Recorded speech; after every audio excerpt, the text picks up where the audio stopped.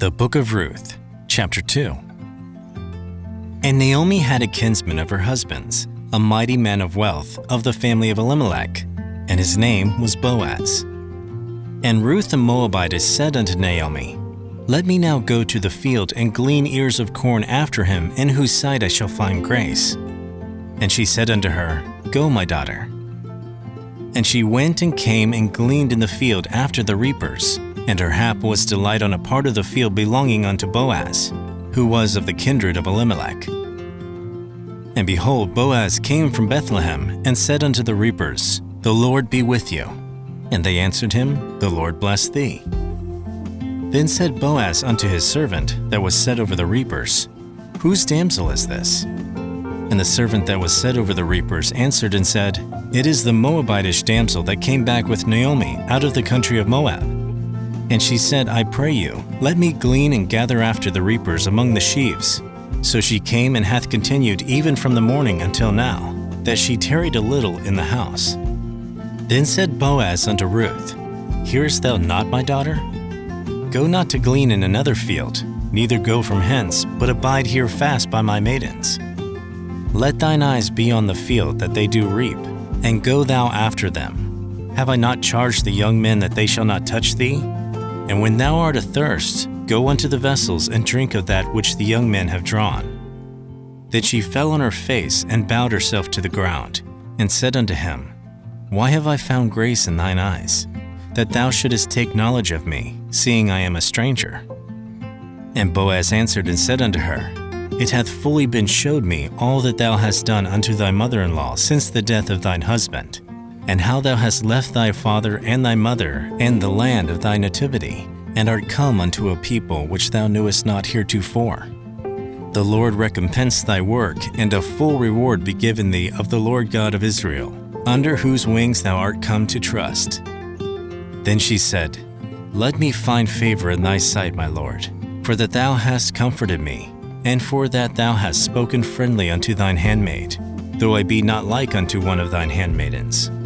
And Boaz said unto her, At mealtime come thou hither and eat of the bread, and dip thy morsel in the vinegar. And she sat beside the reapers, and he reached her parched corn, and she did eat, and was sufficed, and left. And when she was risen up to glean, Boaz commanded his young men, saying, Let her glean even among the sheaves, and reproach her not.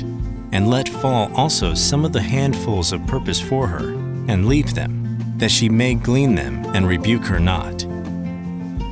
So she gleaned in the field until even, and beat out that she had gleaned, and it was about an ephah of barley. And she took it up, and went into the city. And her mother-in-law saw what she had gleaned, and she brought forth and gave to her that she had reserved after she was sufficed. And her mother-in-law said unto her, Where hast thou gleaned today? And where wroughtest thou? Blessed be he that did take knowledge of thee. And she showed her mother-in-law with whom she had wrought, and said, The man's name with whom I wrought today is Boaz. And Naomi said unto her daughter-in-law, Blessed be he of the Lord, who hath not left off his kindness to the living and to the dead.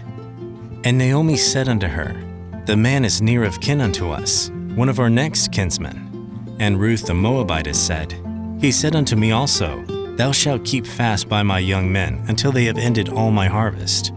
And Naomi said unto Ruth her daughter-in-law, It is good, my daughter, that thou go out with his maidens, that they meet thee not in any other field.